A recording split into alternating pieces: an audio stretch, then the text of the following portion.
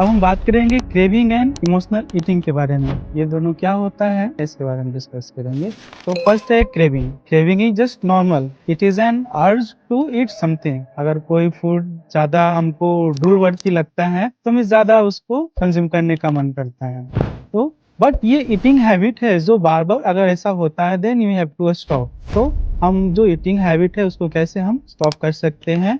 तो हमें किसी फूड का ज़्यादा क्रेविंग हो रहा हो उसके बारे में हम डिस्कस करते हैं।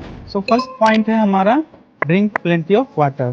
Hydration is a key factor to determine in satisfaction centre और डिटरमाइन इन फुलनेस। कभी कभी ऐसा होता है कि हमारे बॉडी में जब हाइड्रेशन होने लगता है, पानी ज़्यादा नहीं रहता है बॉडी में, इसके कारण हमको क्रेविंग फील होता है। तो अगर हम वाटर इनटेक करते हैं और अगर हमारा क्रेविंग खत्म हो जाता है तो that is because of lack of water intake करने के बाद भी अगर हमको क्रेविंग होता है तो that is the hunger. Second one is take your meal at time. तो हमारा बॉडी में एक सर्कैडियन रिदम है जिसको कि हम बायोलॉजिकल क्लॉक बोलते हैं। So it syncs in environment. So जैसे ही हमारा बॉडी और माइंड में सेट होता है कि this is our breakfast time, this is our lunch time, this is our dinner time, तो हमें उस टाइम में हमें हंगर फील होता है। जब हम अपने माइंड में सेट करते हैं कि इस टाइम हमें लंच लेना है, डिनर लेना है और ब्रेकफास्ट लेना है, तो हमें उसी समय हंगर फील होता है।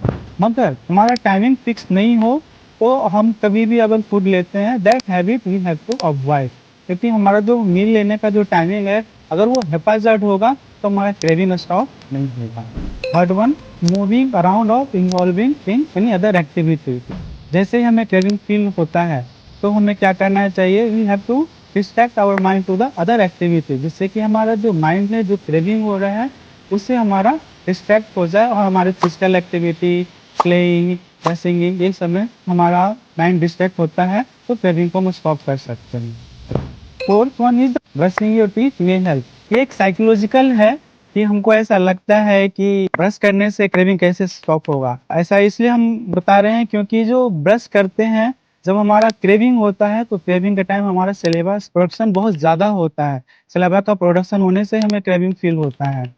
बट जब हम ब्रश करते हैं तो जो सलाइवा का प्रोडक्शन है, सलाइवा का जो सिक्रेशन है वो धीरे धीरे कम होने लगता है, जिससे कि हमको क्रेविंग स्टॉप करने में हेल्प मिलता है।